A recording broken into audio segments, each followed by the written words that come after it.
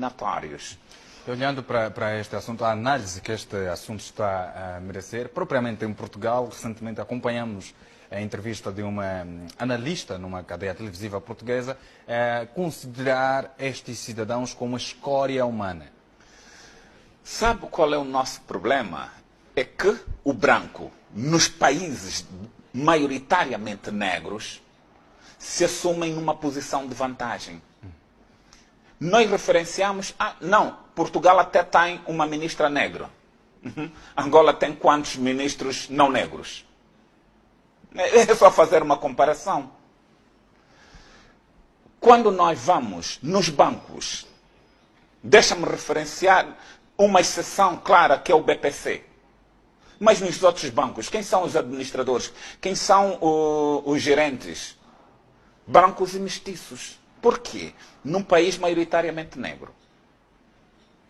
Não será aqui uma questão de complexos de inferioridade? Porque nós pensamos ainda que o homem branco é mais importante do que o homem negro. Que o homem branco tem mais capacidade que o homem negro.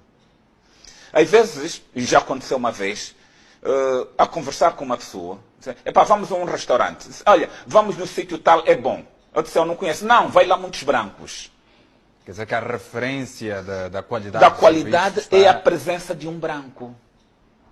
Isto é o ponto mais baixo do racismo. O grande problema é que nós temos vergonha de discutir o racismo. Temos vergonha. Há quem diga que o negro seja mais racista. É mentira. O negro é mais discriminado.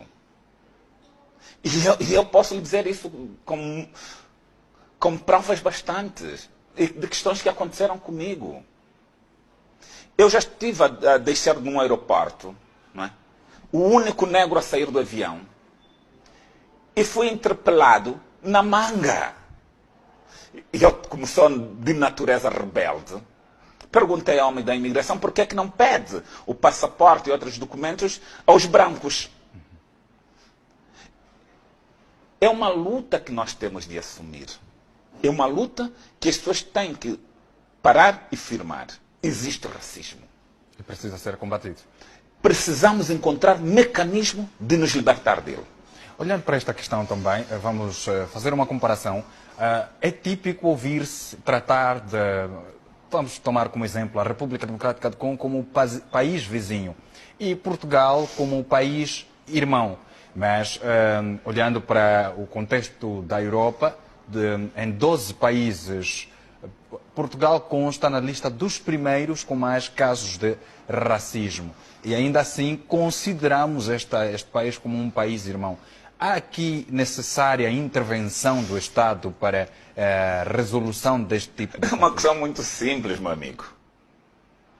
Faça um levantamento.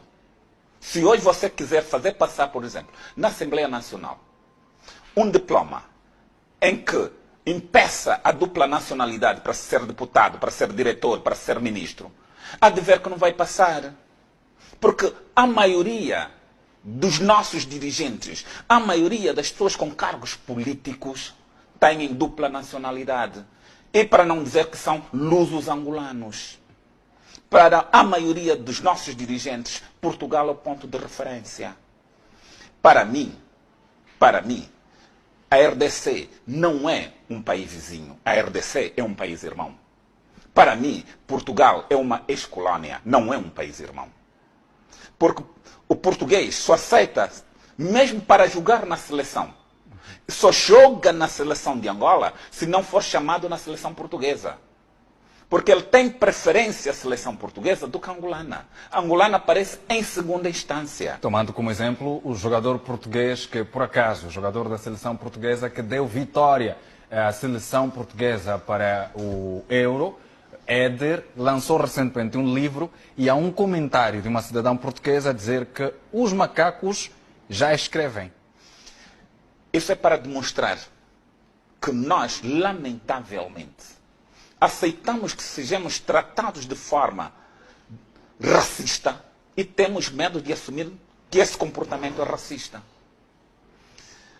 Quando nós sentimos a forma sem consideração que o Bloco de Esquerda assumiu quando o presidente de Angola esteve no Parlamento português, não se dignou sequer de se pôr de pé, não vimos reações nenhuma em Angola. Mas, como eu disse numa intervenção que estava farto dos portugueses em Angola, alguns deputados vieram falar comigo, não devia falar isso dos portugueses, são nossos irmãos. Portugueses não são nossos irmãos. Está mesmo farto dos portugueses? Se eles têm melhores condições do que eu no meu país, se eles são os que dirigem os bancos, se eles são os que dirigem as empresas, se eles retiram o nosso dinheiro para enriquecer o país deles, vou escrever por quê? Quando o nosso irmão congolês, que por alguma razão está em Angola, nós os maltratamos e ninguém toma isso a peito. Por quê? Para, já em nota conclusiva, que caminhos precisamos tomar para que situações do género tenham um desfecho pacífico? Primeiro, nos assumirmos que somos negros. Eu assumo que somos negros. E mais até, acabei de mudar até a filosofia do ponto de vista de apresentação, passei a usar roupas africanas. Nota-se logo. Temos que assumir que somos africanos e somos negros. Os outros que têm que respeitar. E quando vêm na nossa terra, têm que aprender que isso é uma terra de negros maioritário. Não vamos aqui com essa história de racismo, porque isso é racista. Vamos nas empresas, nas principais empresas, órgãos de informação e demais. Quem são os que mandam? Não são os negros. Temos que ter coragem de abordar o tema de racismo. Temos de ter coragem. Tal qual tivemos coragem de abordar o tema da descolonização, temos que abordar o tema de racismo em Angola. Não podemos continuar a aceitar que os negros continuam sendo discriminados na sua própria terra. Muito obrigado pela sua presença. O tempo não nos permite continuarmos a abordar o tema, pese embora que a nossa vontade é termos mais pontos em discussão. Muito obrigado mesmo. Até breve. E nós vamos colocar um ponto final a esta edição do Jornal das 12 pela Palanca e pela Global FM. O nosso muito obrigado por ter estado do outro lado. Fica a promessa de voltarmos amanhã pontualmente às 12, sexta-feira, o primeiro dia do mês de fevereiro. Boa tarde, fique muito bem. Bom apetite se estiver ao almoço.